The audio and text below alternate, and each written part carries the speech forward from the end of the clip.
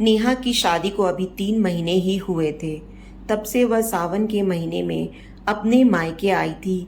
रक्षाबंधन पर अपने 2 छोटे भाइयों को राखी बांधने के बाद उसे अपनी ससुराल लौट जाना था।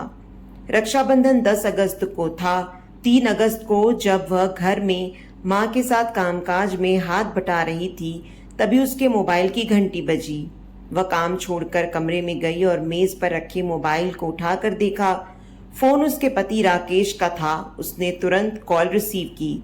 उसके हेलो कहते ही राकेश की आवाज सुनाई दी। नेहा, तुम दातागंज आ जाओ, मैं तुम्हें गोपाल सिद्ध का मेला दिखा कर लाऊंगा। नेहा ने बहाना बनाकर उसे टालना चाहा तो राकेश बोला, देखो नेहा, ऐसा मौका बार बार नहीं आएगा, इसलिए आ जाओ, मैं तुम्हारा इंतजार कर रहा हूँ। राकेश ने अधिकार भरे शब्दों में अपनी बात कहकर जगह बता दी और फोन काट दिया। नेहा को राकेश पर बिल्कुल भरोसा नहीं था। 3 महीने में वह उसे जितना जान पाई थी, उससे उसे लगता था कि राकेश उसे पसंद नहीं करता, लेकिन वह उसका पति था और जिद कर रहा था, इसलिए जाना उसकी मजबूरी थी। उसने अपनी माँ को बताया और फिर अपनी छोटी बहन गीता को साइकिल पर बैठाकर दातागंज चली गई। जब देर शाम होने पर भी नेहा गीता के साथ वापस नहीं लौटी तो उसकी माँ को चिंता हुई। माँ ने यह बात अपने पति हरभजन को बताई तो उन्होंने नेहा और गीता की खोजबीन शुरू की। नेहा की ससुराल में फोन करके पता किया तो वे दोनों वहां भी नहीं गई थीं। राकेश भी घर पर नहीं था। हरभजन का परिवार बदायूं जिले के थाना दातागंज क्षेत्र के गांव केशवपुर में रहता था। उसकी 2 बेटियां थीं और 2 बेटे। जब 2 दिनों तक खोजबीन करने के बाद भी बेटियों का कोई सुराग नहीं मिला तो उसने थाना दातागंज में राकेश के विरुद्ध भादवी की धारा 364 के तहत अपहरण का मुकदमा दर्ज करा दिया। राकेश के खिलाफ रिपोर्ट इसलिए लिखाई क्योंकि उसी ने फोन करके नेहा को दातागंज बुलाया था। दातागंज के थाना प्रभारी विपिन कुमार ने राकेश के बरेली के थाना कैंट क्षेत्र के गांव भरुआपुर स्थित घर पर दबिश दी तो वह घर पर नहीं मिला। इस पर विपिन कुमार ने राकेश के मोबाइल नंबर को सर्विलांस पर लगवा दिया। 9 अगस्त को विपिन कुमार को राकेश के धौला घाट पुल पर होने की सूचना मिली तो वह पुलिस टीम के साथ वहां जा पहुंचे। राकेश वहां मिल गया। पुलिस उसे गिरफ्तार करके थाने ले आई। थाने में जब उससे पूछताछ की गई तो उसने बताया कि उसने अपनी पत्नी नेहा और साली की उनके ही दुपट्टे से गला घोंटकर हत्या कर दी थी और दोनों की लाशें ढका गांव में उसके मामा के गन्ने के खेत में पड़ी हैं। ढका गांव दातागंज से 40 किलोमीटर की दूरी पर था और जिला बरेली के थाना विशारतगंज क्षेत्र में आता था। थाना प्रभारी विपिन कुमार अपनी टीम के साथ उसे लेकर विशारतगंज गए। वहां से वह स्थानीय पुलिस के साथ ढका गांव पहुंचे। राकेश के मामा के खेत में खोजबीन की तो नेहा और गीता की सड़ी गली लाशें कंकाल नुमा हालत में मिली। पुलिस ने प्राथमिक कार्रवाई करके दोनों लाशों को पोस्टमार्टम के लिए मोर्चरी भेज दिया। इसके बाद दातागंज पुलिस राकेश को लेकर थाने आ गई। थाने में पूछताछ के दौरान राकेश ने हत्या के पीछे की जो कहानी बताई वह नाजायज रिश्ते को अपनी जिंदगी समझने वाले एक शख्स के खूनी खेल की कहानी थी, जिसमें उसका शिकार बनी उसकी जीवन संगिनी और निर्दोष साली। महानगर बरेली के थाना के क्षेत्र के गांव भरुआपुर निवासी खंजन लाल किसान का सबसे छोटा बेटा था राकेश। पेशे से किसान हरभजन के पास 7 बीघा जमीन थी। उसी के उससे पूरे परिवार का भरण पोषण होता था। राकेश ने इंटर तक पढ़ाई की थी। इसके बाद वह पिता के साथ खेती के काम में हाथ बटाने लगा था। राकेश की ननिहाल बरेली के ढका गांव में थी। उसके मामा की 3 बेटियां थी, जिनमें संगीता सबसे बड़ी थी। 18 साल की संगीता का यौवन खूब दमकता था। वह थी भी खूबसूरत। राकेश अक्सर अपने मामा के घर आता रहता था। संगीता से उसकी खूब पटती थी। दोनों के बीच भाई बहन का रिश्ता था। बचपन से एक दूसरे के साथ खेले थे, इसलिए एक दूसरे से काफी घुले मिले हुए थे। जब दोनों जवान हुए तो राकेश को संगीता की खूबसूरती कुछ अलग ही नजरिए से सुहाने लगी। रिश्ते की याद आती तो वह संगीता पर से नजरें हटाने की कोशिश करता, लेकिन उसका दिल उसे ऐसा करने की इजाजत नहीं देता था। राकेश ने बहुत कोशिश की कि वह रिश्ते की मर्यादा बनाए रखे, लेकिन दिल के मामले में उसका वश नहीं चला। वह कोशिश करके हार गया। राकेश ने महसूस किया कि वह संगीता को चाहने लगा है। उसके दीदार से उसके दिल को सुकून मिलता है और आंखों को ठंडक। संगीता जब उसके साथ नहीं होती तो उसे कुछ भी अच्छा नहीं लगता। उसके बिना जीने की कल्पना करना भी बेईमानी है, लेकिन संगीता का साथ पाने की उसकी इच्छा तभी पूरी हो सकती थी जब वह भी प्यार का जवाब प्यार से देती। काफी सोच विचार के बाद राकेश ने फैसला किया कि वह संगीता से अपने दिल की बात जरूर कहेगा। संगीता की वजह से राकेश अधिकतर अपनी ननिहाल में ही पड़ा रहता था। बराबर उसके संपर्क में रहने के कारण संगीता भी उसके आकर्षण में बंध सी गई थी। राकेश के साथ रहने पर उसे भी दुनियादारी की सुध नहीं रहती थी। एक दिन संगीता अपने कमरे में बैठी हुई थी कि तभी राकेश आ गया।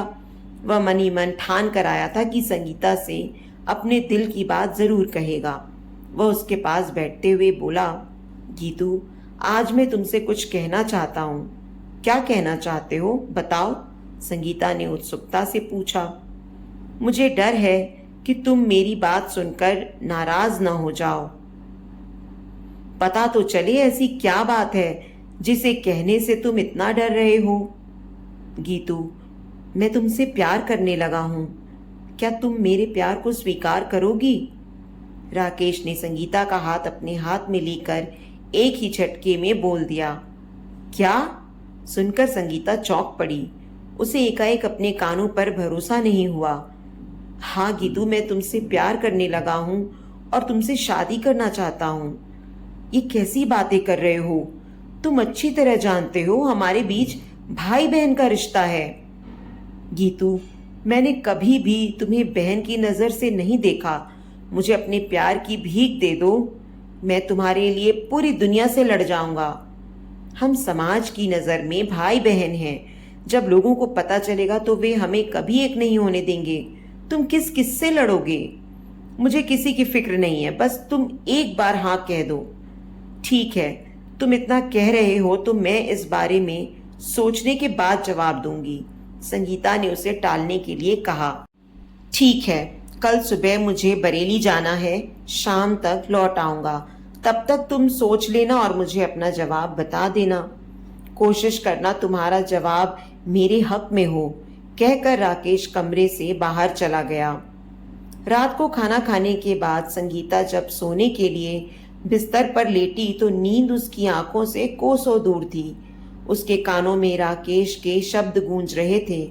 उसने अपने दिल में झांकने की कोशिश की तो उसे लगा कि वह भी जाने अनजाने में राकेश से प्यार करती है, लेकिन भाई बहन के रिश्ते के भय से अपने प्यार का इजहार नहीं कर पा रही है। बरेली से वापस आने के बाद राकेश ने संगीता से पूछा, गीतू जल्दी बताओ, तुमने क्या फैसला लिया?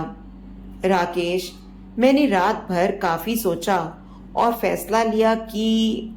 संगीता ने अपनी बात बीच में ही रोक दी। यह देख राकेश के दिल की धड़कन तेज हो गई। वह उत्सुकतावश संगीता का हाथ पकड़कर बोला, बोलो गीतू, मेरी जिंदगी तुम्हारे फैसले पर ही टिकी है। तुम्हारे इस तरह चुप हो जाने से मेरा दिल बैठा जा रहा है। राकेश की हालत देखकर संगीता एकाएक खिलखिलाकर हंस पड़ी।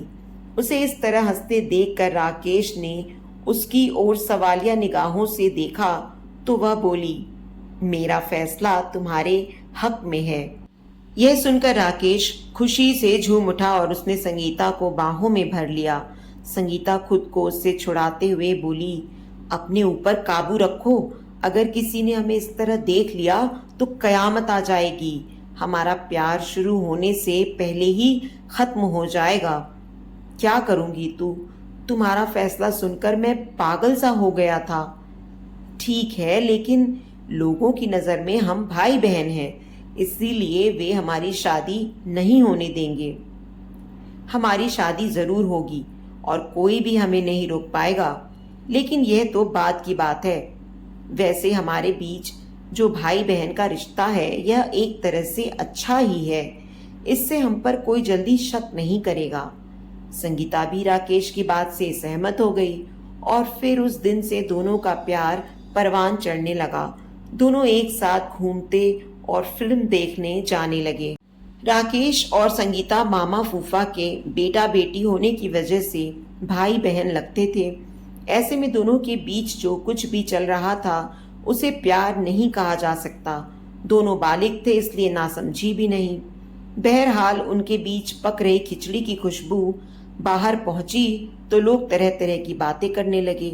धीरे धीरे यह खबर दोनों के घर वालों तक पहुंच गई। सच्चाई का पता लगते ही दोनों घरों में कोहराम मच गया। परिवार के लोगों ने एक साथ बैठकर दोनों को समझाया, रिश्ते की दुहाई दी, लेकिन उन दोनों पर कोई असर नहीं हुआ। हालांकि घर वालों के सामने दोनों ने उनकी हाँ में हाँ मिलाई और एक दूसरे से ना मिलने का वादा किया। उस वादे को दोनों ने कुछ दिनों के लिए निभाया भी, लेकिन कुछ दिनों के बाद वे दोनों फिर मिलने लगे। ऐसे में राकेश ने पिता ने उसकी शादी करा देने का निर्णय लिया। शादी भी ऐसी कि चट मंगनी पट ब्याह। भहुआपुर गांव के ही एक परिचित ने उन्हें बदायूं जिले के गांव केशवपुर निवासी हरभजन की बेटी नेहा के बारे में बताया। यह बताने वाला परिचित हरभजन का एक रिश्तेदार था। नेहा को घर में पूनम के नाम से बुलाते थे। वह दातागंज के चिरौंजी लाल इंटर कॉलेज में इंटर की छात्रा थी। नेहा बहुत ही सरल व शांत स्वभाव की युवती थी। वह बालिग हो चुकी थी, इसलिए उसके पिता को उसके विवाह की चिंता सताने लगी थी। जब नेहा के लिए राकेश का रिश्ता आया तो वह मना नहीं कर सका। उसके बाद सब कुछ इतना जल्दी तय हुआ कि उसे इतना वक्त नहीं मिला कि राकेश और उसके परिजनों के बारे में कुछ पता लगा सके। राकेश के घर वाले तो कुछ जानना ही नहीं चाहते थे। वह तो जल्द से जल्द उसकी शादी करके उसे बंधन में बांधना चाहते थे, जिससे वह संगीता से सारे रिश्ते तोड़ दे। रिश्ता तय होने के बाद इसी साल 16 मई को दोनों का विवाह हो गया। नेहा मायके से विदा होकर अपनी ससुराल आ गई, लेकिन राकेश ने उसमें कोई रुचि नहीं दिखाई। राकेश पर तो संगीता की दीवानगी छाई हुई थी। वह किसी हाल में उससे अलग होना नहीं चाहता था। वह अपनी शादी होने से तो नहीं रोक पाया, लेकिन शादी के बावजूद वह नेहा को अपनी जिंदगी की साथी नहीं बनाना चाहता था। इसलिए वह उसके साथ बेरुखी से पेश आने लगा। वह बात बात पर उस पर चिल्ला पड़ता, उससे उल्टा सीधा बोलता। उसकी हरकतों से नेहा समझ गई कि वह उसे पसंद नहीं करता। जरूर उसने किसी मजबूरी के तहत उससे विवाह किया है। दूसरी ओर राकेश संगीता से मिला तो उसने नाराजगी जताई और याद दिलाया कि उसने हमेशा उसी का रहने का वादा किया था। कोई भी उनके बीच नहीं आएगा। वह अपने वादे को कैसे भूल गया? इस पर राकेश ने उससे कहा कि वह अपने वादे को नहीं भूला है। उसके अलावा वह किसी और को अपनी जिंदगी नहीं बना सकता। लेकिन जब संगीता ने नेहा को अपने रास्ते का रोड़ा बताया तो राकेश ने उसने कहा कि वह इस रोड़े को हमेशा के लिए अपने रास्ते से हटा देगा। इसके बाद राकेश ने नेहा की हत्या की साजिश रचनी शुरू कर दी। सावन में जब नेहा अपने मायके आई तो राकेश ने अपनी साजिश को अंजाम देने का फैसला कर लिया। इसके लिए उसने अपनी प्रेमिका के ही गांव और उसके पिता के खेत को ही नेहा का मृत्यु स्थल चुना। 3 अगस्त को राकेश ने नेहा को फोन करके कहा कि वह दातागंज आ जाए। वह उसको गोपाल सिद्ध का मेला दिखाने के लिए साथ ले जाएगा। नेहा ने आनाकानी की, लेकिन राकेश नहीं माना। नेहा को उस पर भरोसा पहले से ही नहीं था, इसलिए उसने अपनी बहन गीता को साथ लिया और उसे साइकिल पर बैठाकर दातागंज पहुंच गई। वहां पहले से तय जगह पर राकेश उसे इंतजार करता मिला। वह दहेज में मिली बाइक से आया था। नेहा की साइकिल एक जगह खड़ी करवाकर राकेश दोनों बहनों को बाइक पर बैठाकर मेला दिखाने ले गया। जब शाम होने लगी तो वह उन दोनों को बाइक पर साथ लेकर दातागंज से 40 किलोमीटर दूर ढका गांव की ओर चल दिया। नेहा ने पूछा तो उसने कहा कि उसे जरा मामा से काम है। इस बहाने वह मामा व अन्य घर वालों से मिल लेगी। उसके इस जवाब से नेहा चुप हो गई। राकेश ने अपने मामा के गन्ने के खेत पर जाकर बाइक रोकी और नेहा को खेत दिखाने के बहाने साथ लेकर खेत के अंदर चला गया। नेहा उस वक्त सलवार कुर्ता पहनी थी। उसने अपना दुपट्टा गले में लटका रखा था। खेत के अंदर जाकर राकेश ने उसी दुपट्टे से गला घोंटकर उसकी हत्या कर दी। वह बेचारी चीख भी न सकी। इसके बाद वह खेत से निकलकर बाहर आया और गीता से कहा कि उसकी बहन अंदर गिर गई है और उसके पैर में काफी चोट आई है। यह सुनकर गीता उसके साथ खेत के अंदर चली गई। अंदर पहुंचते ही राकेश ने पीछे से उसी के दुपट्टे से गला घोंटकर उसकी भी हत्या कर दी। गीता की हत्या करना राकेश की मजबूरी थी, क्योंकि अगर वह उसे नहीं मारता तो वह सब कुछ अपने घर वालों को बता देती। इस तरह गीता बहन के साथ बेवजह मारी गई। दोनों बहनों की लाशों को वहीं पड़ा छोड़ राकेश अपने मामा के घर आ गया। वहां उसने संगीता को नेहा और गीता की हत्या कर देने की बात बता दी। देर रात वह मामा के घर से निकलकर अपने घर पहुंचा। वहां उसे पता चला कि उसके ससुर हरभजन को पता है कि नेहा और गीता उसके साथ गई थीं और वह उनके और उसके बारे में पूछ रहे थे। यह सुनकर राकेश को अपने पकड़े जाने का भय सताने लगा तो वह घर से फरार हो गया। लेकिन राकेश के गुनाह ने उसका पीछा नहीं छोड़ा और अंततः वह पुलिस की गिरफ्त में आ ही गया। थाना प्रभारी विपिन कुमार ने इस केस में भांदवी की धारा 302/201 और बढ़ा दी। प्राथमिक कानूनी कार्रवाई पूरी करके पुलिस ने राकेश को सीजेएम की अदालत में पेश किया, जहां से उसे जेल भेज दिया गया। तो दोस्तों, उम्मीद करती हूँ आपको आज की हमारी ये कहानी पसंद आई होगी।